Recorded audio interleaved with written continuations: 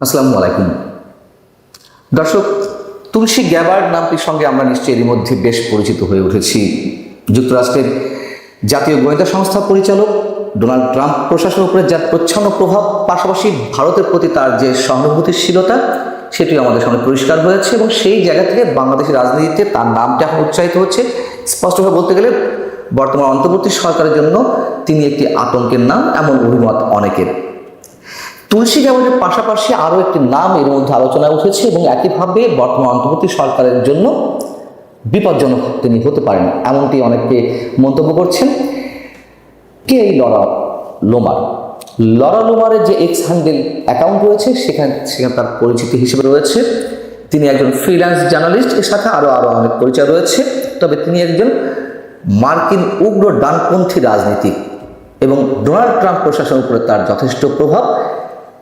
তার নামটি সাম্প্রতিক সময়ে শুধু বাংলাদেশে নয়, সারা বিশ্বেই আলোচিত হচ্ছে। কেন?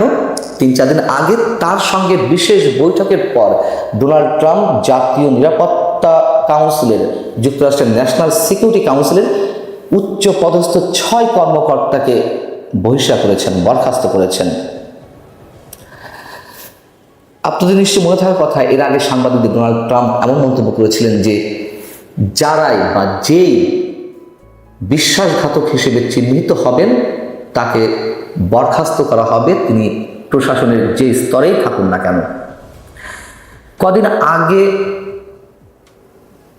এই যে মার্কিন উচ্চপদস্থ কর্মকর্তা যাদেরকে বহিষ্কার করা হয়েছে তাদের একটি গ্রুপ কল, সিগন্যালে একটি গ্রুপ কলের কথোপকথন ফাঁস করেছেন লরা লোমার, যেখানে একজন বিশেষ ব্যক্তির নাম এসেছে।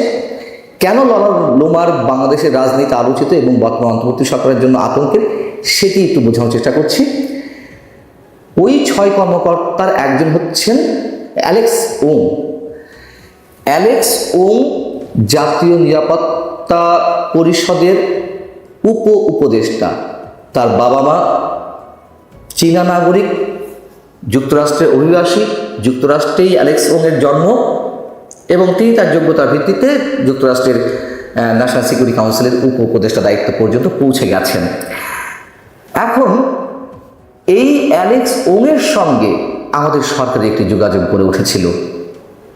যেই অ্যালেক্স ওং ওই কথোপকথনে, সিগন্যালের ওই কথোপকথনে এরকম মন্তব্য করছেন যে তিনি কখনোই ডোনাল্ড ট্রাম্পের প্রতি অনুগত নন এবং কখনোই তিনি আনুগত্য প্রকাশ করতে পারবেন না ডোনাল্ড ট্রাম্পের প্রতি, অর্থাৎ তিনি প্রচণ্ডভাবে ডোনাল্ড ট্রাম্প বিরোধী।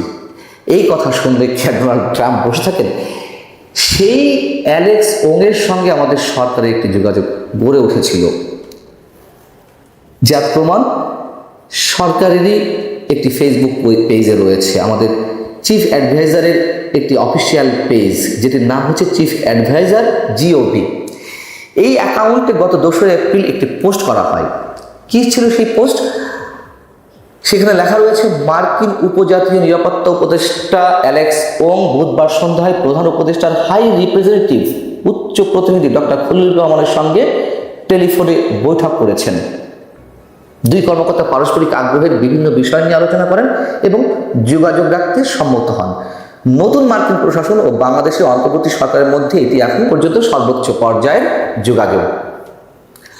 যুক্তরাষ্ট্রের যে কোনো কর্মকর্তার সঙ্গে আমাদের সরকারের যে কোনো কর্মকর্তার যোগাযোগ থাকতেই পারে, এটা অস্বাভাবিক নয়।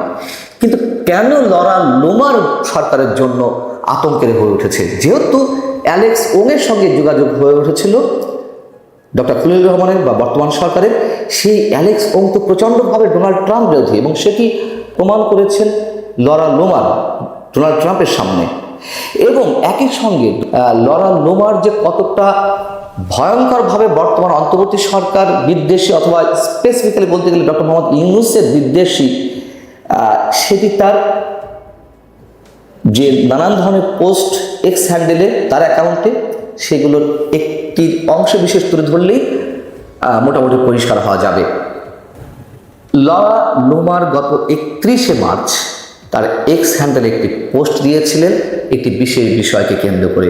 সেটি হচ্ছে, আপনারা জানেন যে গত জুলাই আগস্ট আন্দোলনে যেই নারীরা সাহসী ভূমিকা পালন করেছেন শেখ হাসিনার বিরোধী আন্দোলনে, তাদেরকে বিশেষ সাহসিকতার জন্য বিশেষ একটি পুরস্কার, ম্যাডেলিন অলব্রাইট অনারারি গ্রুপ পুরস্কার, এই পুরস্কারে মনোনীত করা হয় এবং তাদের অনেককে দেওয়া হয়েছে। সেটিকে কেন্দ্র করে লরা লোমার তার এক্স হ্যান্ডেলে লিখছেন যে মার্কিন পররাষ্ট্র দপ্তর বাংলাদেশে ইসলামিক সন্ত্রাসী গোষ্ঠী হিজবুত তাহরির সদস্যদের সাথে বাংলাদেশে রঙিন বিপ্লব বা কালার রেভলিউশন তৈরির জন্য ইউএসএইডের অর্থায়নে পরিচালিত একদল ইসলামপন্থী মহিলা বা নারী প্রতিবাদকারীকে পুরস্কার দিতে যাচ্ছে এবং এই বিষয়টি যুক্তরাষ্ট্রের পররাষ্ট্রমন্ত্রী মার্কো রুবিও এবং ফার্স্ট লেডি মেলানিয়া ট্রাম্পকে বিব্রত করতে যাচ্ছে। কেন? তিনি বলছেন যে ম্যাডেলিন অলব্রাইট অনারারি গ্রুপ পুরস্কার তো দেওয়া হয় বিশ্বের বিভিন্ন জায়গায় যারা ব্যতিক্রমী শক্তি, সাহস এবং নেতৃত্ব প্রদর্শন করেন, কিন্তু বাংলাদেশে এই নারীদেরকে কেন এই পুরস্কার দেওয়া হবে? এটি তার বক্তব্য। তিনি বাংলাদেশের সাবেক প্রধানমন্ত্রী শেখ হাসিনাকে বলছেন, গণতান্ত্রিকভাবে নির্বাচিত নারী প্রধানমন্ত্রী শেখ হাসিনাকে ক্ষমতাচ্যুত করতে ভূমিকা পালনকারী বা বিক্ষোভকারীদেরকে এই পুরস্কার কেন দেওয়া হচ্ছে, যে দেশে এখনো ধর্ষণ এবং নারী বিদ্বেষ ভয়ঙ্করভাবে বিরাজ করছে এবং শেখ হাসিনার ভয়ঙ্কর প্রশংসা করছেন তিনি বলছেন শেখ হাসিনার সময় বাংলাদেশের নারীদের জন্য নিরাপদ ছিল এবং এখন এটি এই অঞ্চলের ধর্ষণের রাজধানী। তিনি একথাও বলছেন যে শেখ হাসিনাকে ক্ষমতাচ্যুত করার কয়েকদিন পর ক্লিন্টন ফাউন্ডেশনের একটি অনুষ্ঠানে বাংলাদেশের নতুন নেতা ডক্টর মোহাম্মদ ইউনূস নির্বাচিত সাবেক প্রধানমন্ত্রী শেখ হাসিনাকে উৎখাতের মাস্টার মাইন্ড হিসেবে মাহফুজ আলম নামে একজনকে পরিচয় করিয়ে দেন, যিনি আন্তর্জাতিক ইসলামী সন্ত্রাসী সংগঠন হিজবুত তাহরির একজন সদস্য।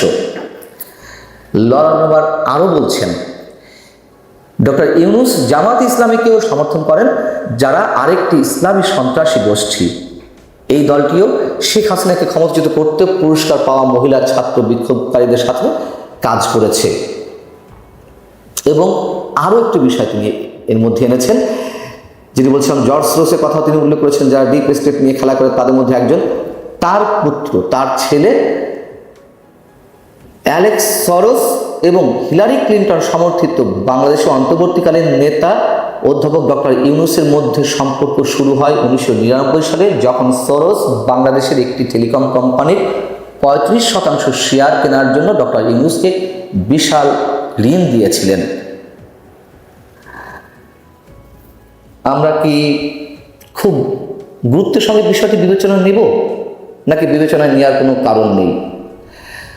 লরা লোমার ডক্টর মোহাম্মদ ইউনূসের জন্য কতটা ভয়ঙ্কর হবে, কিংবা অ্যালেক্স ওংয়ের সঙ্গে আমাদের সরকারের প্রধান উপদেষ্টার হাই রিপ্রেজেন্টেটিভ ডক্টর খলিলুর রহমানের সাথে যে ফোন আলাপ, সেটিকে এখন যুক্তরাষ্ট্র কোন হিসেবে নেবে? যেহেতু অ্যালেক্স ওং প্রচণ্ডভাবে ডোনাল্ড ট্রাম্প বিরোধী, তার সঙ্গে কেন সরকার যোগাযোগ করছিল, বাংলাদেশ সরকার, সেই বিষয়গুলোতে যদি তারা বিবেচনায় নেয়, তাহলে লরা লোমারের যেই অবস্থান, সেখান থেকে অনেক কিছু বা আগামী দিনে দেখা যেতেও পারে। আল্লাহ হাফিজ, ভালো থাকুন সবাই।